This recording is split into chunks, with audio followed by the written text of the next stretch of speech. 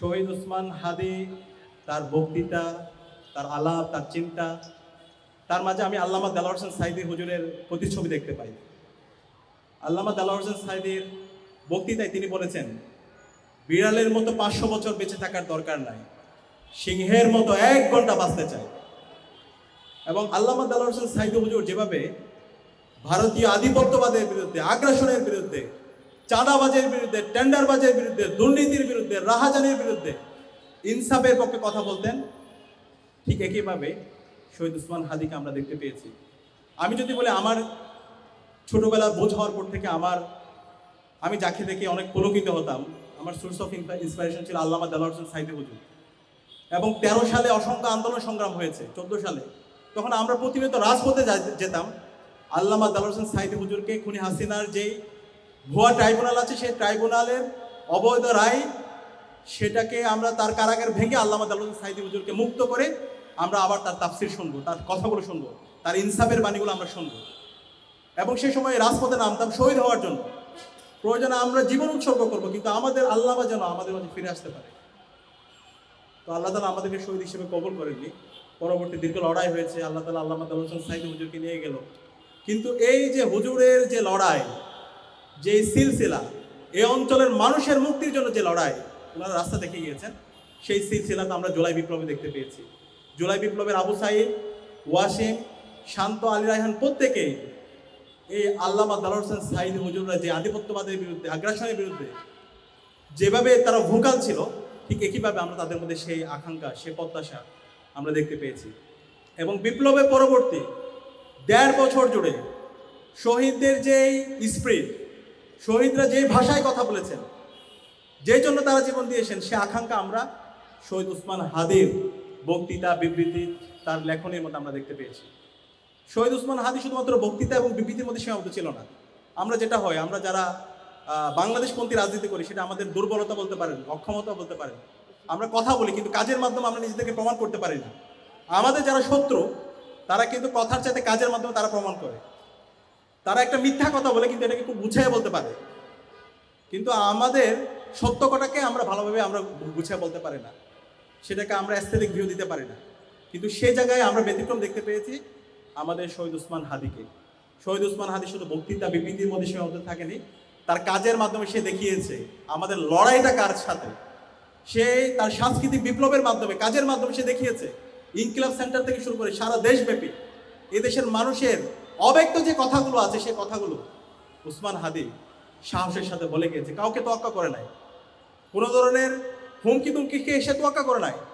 বাংলাদেশের 18 কোটি মানুষের যে অব্যক্ত কথাগুলো আছে, সে কথাগুলো বলে গিয়েছে। তো এই আধিপত্যবাদী শক্তি, এই দিল্লির তাবেদাররা, তারা মনে করেছিল শহীদ ওসমান হাদিকে শহীদ করে শহীদ ওসমান হাদির যে আদর্শ, তার যে প্রত্যাশা, তার যে আকাঙ্ক্ষা, সেটাকে তারা নিভিয়ে দিতে পারবে। কিন্তু আজকে বাংলাদেশের 56,000 বর্গমাইল জুড়ে শহীদ ওসমান হাদি ছড়িয়ে পড়েছে। আজকে বাংলাদেশের একদম শিশু থেকে শুরু করে বৃদ্ধ পর্যন্ত সর্বস্তরের মানুষরা তারা একসাথে বলছে, আমরা সবাই হাদি হব, যুগে যুগে লড়ে যাব, হাদি ভাইয়ের রক্ত বৃথা যেতে দেব না।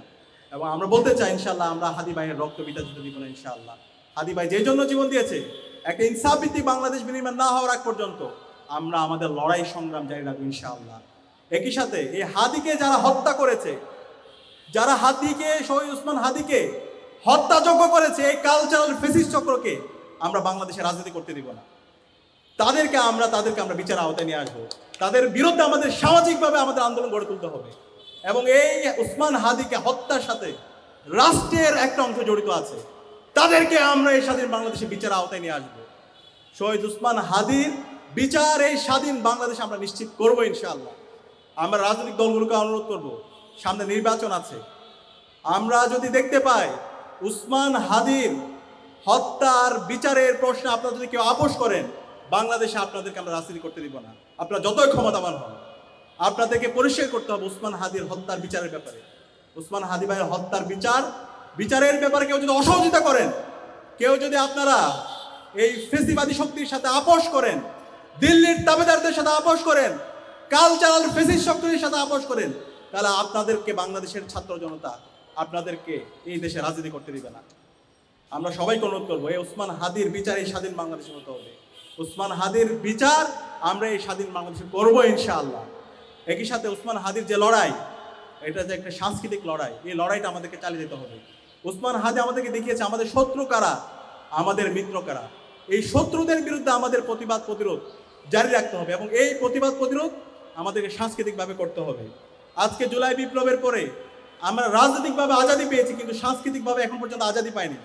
এখনো পর্যন্ত মিডিয়াতে ফেসিস্ট চক্র বসে আছে, তারা এখন পর্যন্ত জুলাই যোদ্ধা যারা আছে তাদেরকে হত্যাযোগ্য করে তুলছে। আমরা দেখতে পাচ্ছি এই কালচারাল ফেসিস্ট চক্র আবার এই খুনি হাসিনা এবং দিল্লির তাবেদারদেরকে এই বাংলাদেশে রাজনীতি করার জন্য তাদেরকে বিভিন্নভাবে তাদের প্রতি সিম্পিতি তৈরি করার চেষ্টা করছে। তাদের ব্যাপারে আমাদেরকে সতর্ক থাকতে হবে। আমাদেরকে উসমান হাদির যে সাংস্কৃতিক লড়াই, সে লড়াই চালিয়ে যেতে হবে এবং সে লড়াই আমাদেরকে প্রাসঙ্গিক করার জন্য আমাদেরকে সাংস্কৃতিক একটি বিপ্লব দরকার। এই সাংস্কৃতিক বিপ্লবের জন্য উসমান হাদি থেকে শুরু করে জুলাইয়ের যত শহীদ আছে এবং বাংলাদেশের দীর্ঘ আজাদী আন্দোলনের আমাদের যারা জাতীয় নেতৃবৃন্দ আছে, তাদের কথা, তাদের যে বয়ান, সেটা পুরো জাতির কাছে আমাদেরকে তুলে ধরতে হবে।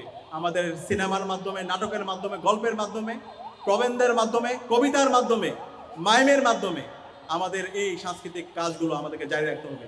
আমরা আশা করছি আমাদের বাংলাদেশের সকল ছাত্র জনতা, সকল রাজনৈতিক দল, ছাত্র সংগঠন, সিভিল সোসাইটি, তারা এই জায়গায় এই বাংলাদেশে ইনসাফ কায়েমের জন্য এবং উসমান হাদির বিচারের জন্য তারা আমরা সবাই ঐক্যবদ্ধভাবে আমাদের সাংস্কৃতিক লড়াই চালিয়ে যাবো ইনশাল্লাহ।